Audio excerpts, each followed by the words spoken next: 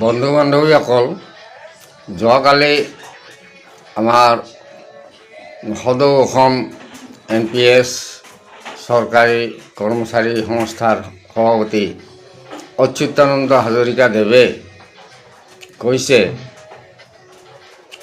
যে নিৰ্বাচনৰ আগতে যিবিলাক ৰাজনৈতিক দল আছে তেওঁলোকে OPSৰ পক্ষত আহক।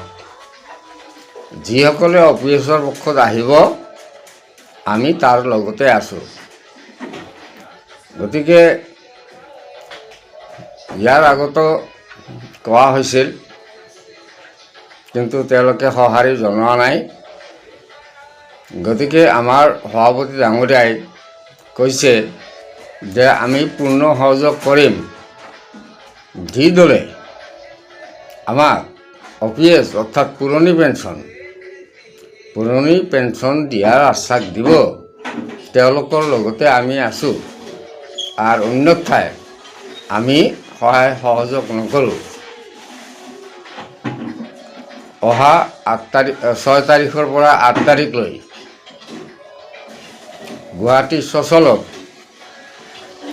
আন্দোলন, বৃহৎ আন্দোলন আৰম্ভ হ'ব, আৰু তাতে আমাৰ গোটেই কৰ্মচাৰীক এইখিনি জাননী দিয়া হ'ব যে আমি যিখিনি শিক্ষক বা কৰ্মচাৰী আছোঁ সেইখিনি আমি OPSৰ পক্ষত থাকিম।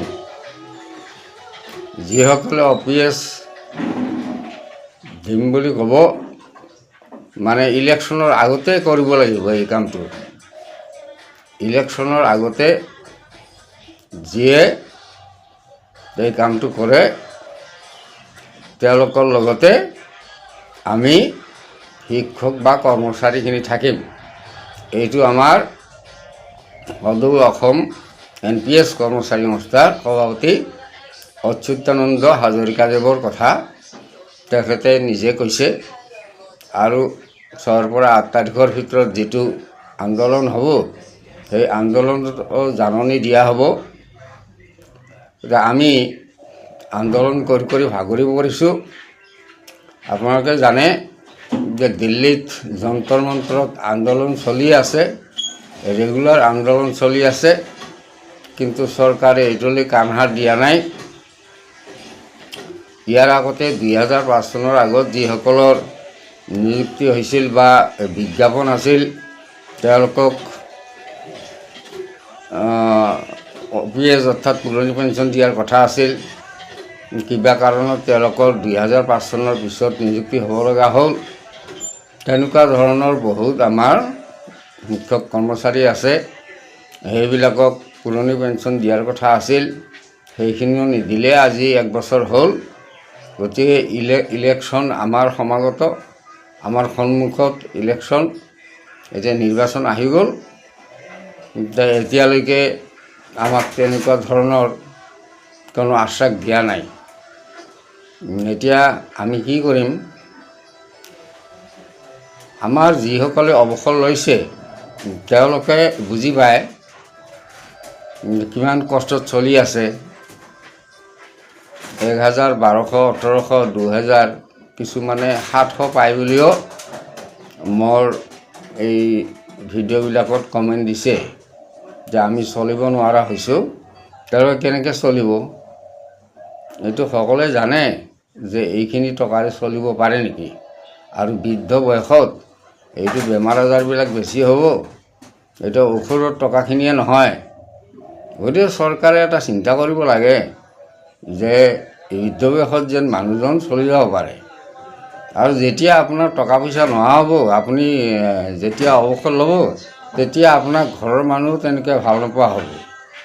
বহুত আছে তেনেকুৱা।